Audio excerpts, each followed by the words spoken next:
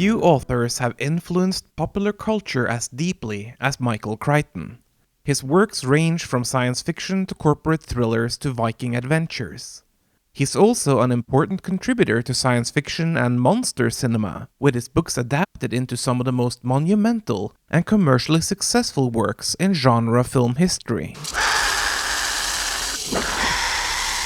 To me, Crichton's books and films are a breed of their own, a place one can go that remains distinctly his own. It is a place of disaster, of hubris, of high drama, and of terror. Welcome to Crichtonian Park.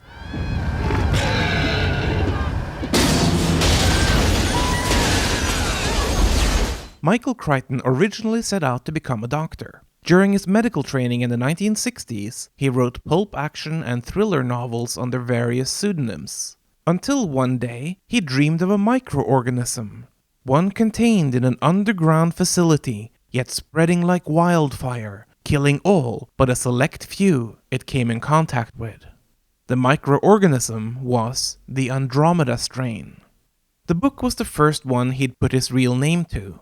It speaks to his confidence in the work, as Crichton had previously been afraid to reveal that he was moonlighting as an author, worried it might taint his reputation in the medical field. Yet, he knew the Andromeda Strain was special. I'm Dr. Stone. There's a fire, sir. It was a book about a group of scientists analyzing a deadly microorganism from space, one that killed everyone in a small Arizona town, save for an old drunk and a young child. Scared and hungry as hell. Can't be more than 6 months old. Upon its release in 1969, it became the first of many Crichton bestsellers. Director Robert Wise, he of Sound of Music, Day the Earth Stood Still and The Haunting fame, snapped up the rights. Wise's film adopted Crichton's stark, science-minded approach. The movie also features the young author in a cameo as a doctor. He's the one with the beard in the lower right corner. This is Crichton's only on-screen cameo. The Andromeda Strain set a precedent for infection cinema, focusing on contamination protocols as well as popularizing the trope of underground laboratories, where microorganisms, bacteria, and viruses are held. To a lesser degree, the Andromeda Strain is also an early indicator of 1970s disaster cinema, where works like The Towering Inferno and, more on the horror side, Jaws dominated the box office. Speaking of contagion thrillers, Crichton wasn't done with the topic. Desperate for a chance to direct, he accepted an assignment for an ABC television adaptation of his novel Binary, written under the pseudonym John Lang. ABC's only condition was that somebody else had to adapt the screenplay. Crichton accepted, no matter how strange it must have been for a novelist to direct but not write an adaptation of his own book.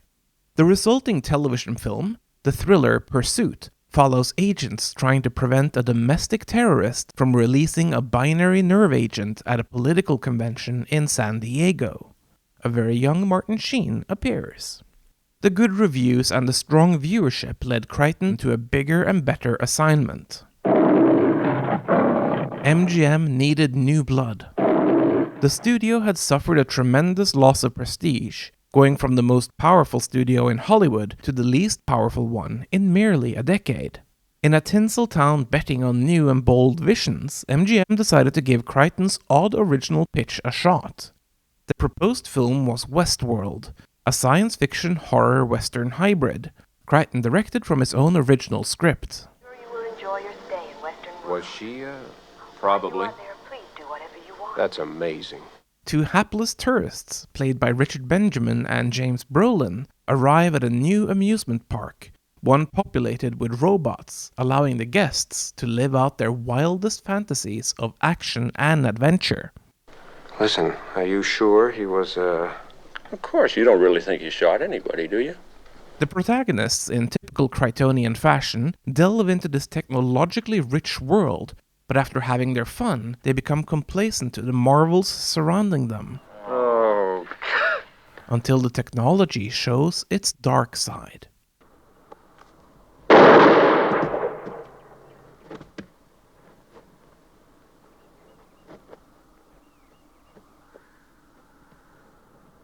Shot. The robot gunslinger, played by Western classic The Magnificent Seven's hero, Yul Brynner, now hunts the surviving Richard Benjamin through the park, stalking him like some proto-Terminator, relentless in its mission. The film here morphs from sci-fi Western hybrid into horror.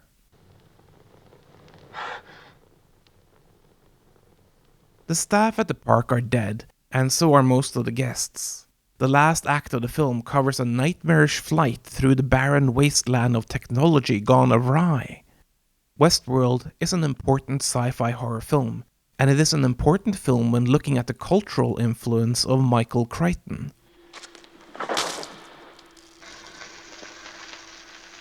Particularly noteworthy is the relationship between man and technology. A parks administrator dismisses the idea of a computer virus, still a novel concept in 1973. I must confess I find it difficult to believe in a disease of machinery. This decision to ignore the danger, this massive human error, inevitably causes calamity. Shut down. Shut down immediately. This is a favorite theme of Crichton literature: human error. When the bomb goes off, there'll be 1,000 mutations. Andromeda will spread everywhere. They'll never be rid of it. In the Andromeda Strain, the scientists, despite their best intentions, nearly caused the spread of the microorganism because they failed to realize a nuclear detonation won't kill it, but rather cause it to multiply. In the techno-thriller Airframe, which was once upon a time supposed to be filmed with Sigourney Weaver in the lead, human error causes multiple deaths in an aircraft. The technology is safe, the humans operating it, not so much. Human error and human irresponsibility would again haunt us in a later Crichton story. Gee, the lack of humility before nature that's being displayed here staggers me. But more on that one later.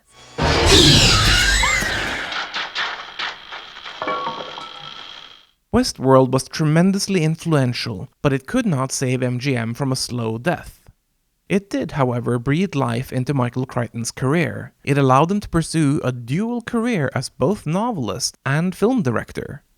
His novel, The Terminal Man, again covered the relationship between technology and mankind. But while the 1972 novel was a critically acclaimed bestseller, the 1974 film adaptation was, according to director Mike Hodges, dumped by Warner Brothers after one poor preview. Crichton, meanwhile, carried on, adapting the Robin Cook medical novel Coma, where the pharmaceutical industry abuses vulnerable people for profit. Again, Crichton was remarkably prescient in his visions of our technological future. A young Ed Harris appears briefly. Crichton's following film was a complete genre about-face. He adapted his own historical heist novel, The Great Train Robbery, featuring spectacular stunts atop a train, with actor Sean Connery scaring the bejesus out of the film's insurance company. Crichton kept writing books, but despite their bestseller status, Hollywood wasn't adapting his works after the failure of The Terminal Man. He did, however, get to do more movies as director, splitting his time between the mediums. The cinematic results were uneven, but interesting. Looker featured Albert Finney, fresh off his highly memorable horror role in Wolfen, here taking on another policeman facing off against a dangerous genre threat. This time it is a time gun, freezing people in place, causing them to lose time.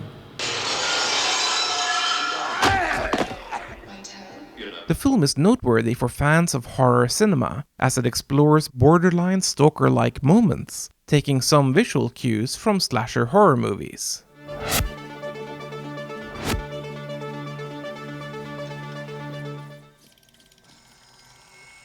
These cues were further enhanced in Crichton's next film, Runaway, which takes place in a near future where domestic robots are a common sight.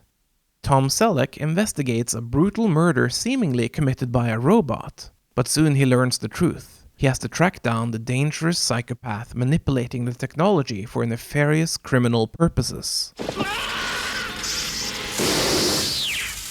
Among other things, the film predicts drones. Now, the robots in Runaway, though correctly portrayed when taking early 80s technology into account, appear today clunky and unconvincing. Yet Runaway remains a fascinating film, an odd mix between action, science fiction, and mild horror. The bad guy, played by Kiss rocker Gene Simmons, behaves like a slasher movie maniac, even with the requisite boo scare at the end. Both Looker and Runaway are minor science fiction films, neither having aged very well, but they remain fascinating, for they show several of Crichton's ideas as a storyteller and original thinker.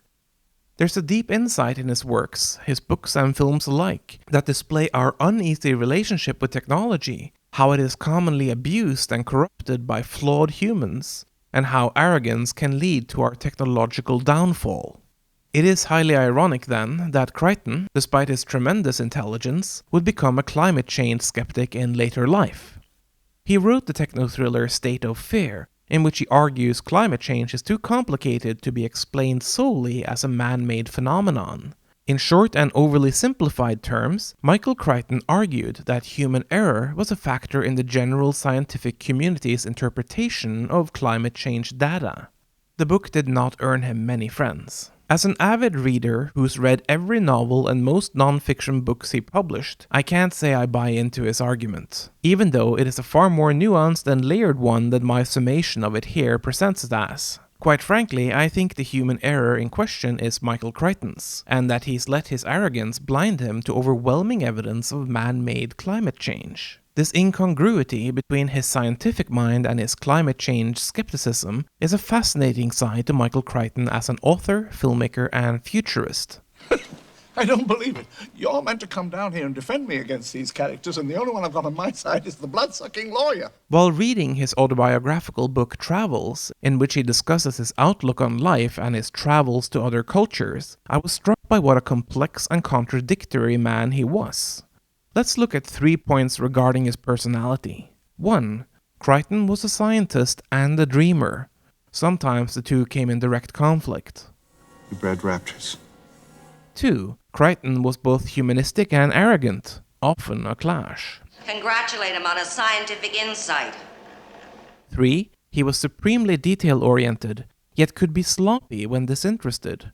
Absolutely a major conflict. Don't step in front of me. Regarding the first point, Crichton's scientific approach also matched his natural instinct for dreaming up wild, implausible narratives. It gave us a breed of techno-thriller where mind-reading and computer technology interacted, as in The Terminal Man. It gave us killer robots in a theme park that couldn't possibly be profitable to run, yet it was emotionally believable, because if we took economics out of the equation, the disaster would happen the way Crichton described it. Oh my God. Regarding the second point, Michael Crichton displayed a great care for human beings and how he viewed his patients as a doctor, understanding human nature so well outside of himself, while perhaps being more blind to his own inner nature and limitations as a human being. For instance, in the 1990s, he created the TV show ER. It was a smash hit, and I believe that his opposing Jekyll and Hyde personalities are represented in the show. Michael Crichton was both Dr. Benton, arrogant to a fault. Dr. Benton is one of the best residents we have. You learn everything you can from him, except attitude. He didn't mean that. Yes, he did. And he was Dr. Carter, human and compassionate. Don't worry, Dr. Benton. I'm going to take very good care of you. And it is the scenes and relationship between these two characters which drove a lot of the best drama in the series. Not to say that all the other stuff wasn't brilliant as well. Do you think he's even lost his grip on reality? No, I think he's having fun. We can recognize both characters, Benton and Carter, in how Michael Crichton wrote about his experiences as a doctor in the book 5 Patients. As for the third point, the years 1989 and 1990 were pivotal for him as an artist. It showed him at his worst and at his best. Let's start with the worst, which came to pass in the last film Michael Crichton directed. Physical Evidence was a thriller about a cop accused of murder and the young lawyer defending him. Crichton did not write the script, but he did direct it, and the film is a complete and utter disaster. Now, I don't like ragging on bad movies. Nobody sets out to make a turkey, and making movies is incredibly difficult. Frankly, I actively avoid dumping on bad films, trying instead to find something good to say about them. Get out of my face, and thanks for the one goddamn egg roll! With physical evidence, I can't. You're a jerk! Hell, even the musical score by brilliant composer Henry Mancini, famous for his Pink Panther theme and many others, is astoundingly bad. It is as if creative malaise spread throughout every aspect of physical evidence. That is particularly true of Crichton, who as director must take the blame for the abysmal failure. Yet at the same time he was doing the worst work of his career, Crichton was also writing what many consider his best novel, the book that forever established Crichton as a genius of popular literature. Director Steven Spielberg and co-writer David Koepp, who rewrote Crichton's original screenplay adaptation, demonstrate some of their finest and most creative work in Jurassic Park. Yet Jurassic Park, both as a 1990 novel and a 1993 film, are distinctly Crichtonian works. Crichton revisited his old concept for Westworld, where the amusement park gone awry challenges scientific-minded characters and thus reveals our flawed human relationship with technology. Adding in the dinosaur angle, which he'd already somewhat explored in the at the time unpublished 1974 novel Dragon Teeth, Crichton's Jurassic Park rocked the world. It was a techno-thriller, a monster tale, a human error parable, a science fiction exploration, and a horror story, all in one. Most of all, it was a masterpiece, both as a book and as a film adaptation. A whole franchise was born, and while Michael Crichton wrote a sequel novel, the different choices made by Spielberg and company necessitated that the sequel book and the sequel film stand quite far apart in plotting and character development. Now, I won't go into these differences. If you haven't read Jurassic Park, but you have seen the film, it is quite fun to explore what's changed. And if you've only read the book but have not seen the film, where have you been? Still, I imagine discovering the differences would be equally fun this way. With Jurassic Park, Crichton again explored the narrative of human failings in a world of technology, and he explored it well. The massive success of the film, as well as the Runaway phenomenon that was ER, reactivated interest in Crichton's older and current novels. Several were adapted. Philip Kaufman, famous for classics like The Right Stuff and 1978's Invasion of the Body Snatchers, made the moody murder mystery thriller Rising Sun, questioning and deeply criticizing Japanese financial and cultural interest in American industry. And Barry Levinson, another top director, adapted Crichton's most recent bestseller, Disclosure, a techno-thriller about VR technology, corporate politics, and sexual harassment. Both books and both films were controversial at their release, and I imagine they're even more controversial today. Bow when you're bowed to. Frequent Spielberg collaborator Frank Marshall adapted one of Crichton's pulpiest novels, Congo, into an apes and lasers adventure, well worth seeing for the presence of Tim Curry and an uncredited Delroy Lindo. Stop eating my sesame cake! Barry Levinson returned to do another Crichton film after the commercial success of Disclosure, tackling the underwater sci-fi thriller Sphere. This one is more interesting for horror fans as the story delves into horror genre tropes, where characters find their realities warped. A perfect sphere is discovered inside a crash-landed spaceship, far underneath the ocean's surface, and said sphere gives a group of scientists the ability to conjure anything they think of. Don't, Jack. The resulting chaos again reflects Crichton's favorite theme, where characters are locked into a situation and then forced to contend with their failure to live up to the level of technology surrounding them. Are you real?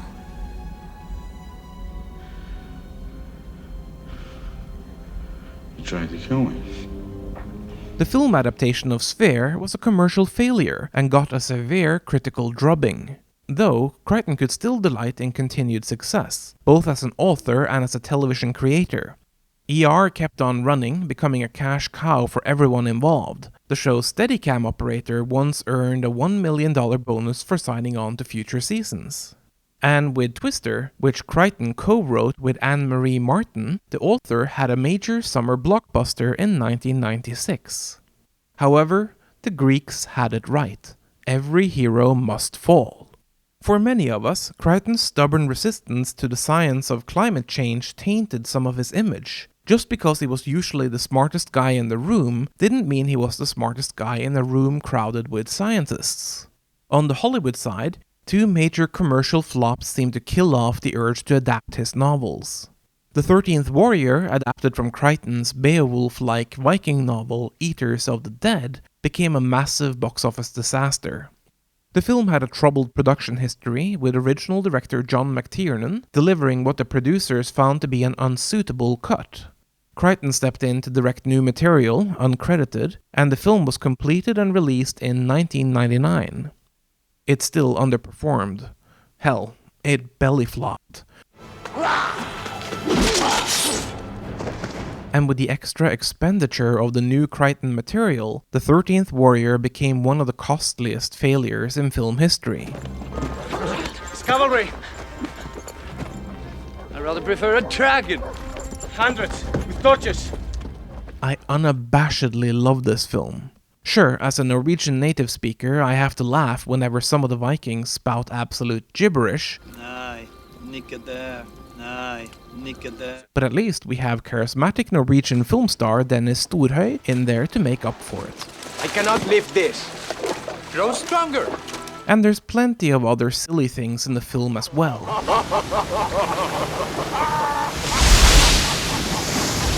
But yes, the 13th Warrior is tons of fun. And that Jerry Goldsmith score, oh my.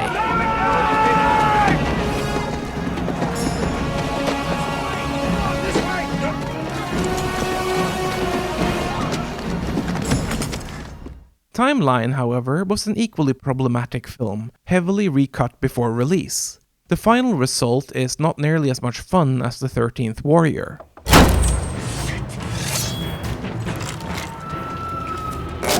Timeline was adapted from what was, in my mind, the last great Crichton novel. The story deals with time travelers going back to medieval Dordogne, France, ending up in a bloody conflict. The story's bad guys, the corporation ITC, developed quantum multiverse technology hoping to use it, at least partially, to take tourists back in time. This is yet another echo of the Crichtonian Park, seen in Westworld and Jurassic Park, and it again demonstrates the folly of humanity's poor application of advanced technology. Furthermore, our heroes get stuck in the past because of human error. A merc smuggles with him a grenade, totally against protocol, and this happens. Oh my god. Get a medic up here! Where did Get a medic up here! What was that? What was that? What? A grenade! That's a grenade! Get down!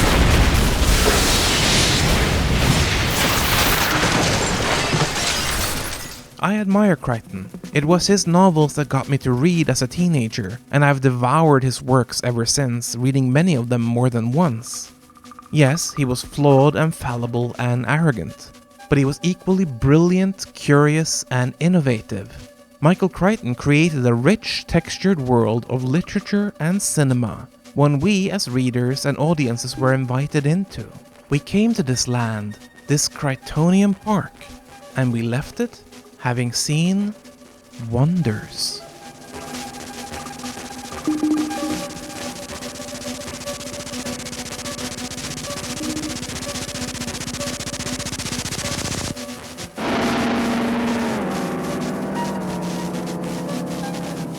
My name is Wolfcraft, this is History of Horror. If you enjoyed the episode, I'd sure appreciate it if you liked, shared, and subscribed. Thanks a plenty.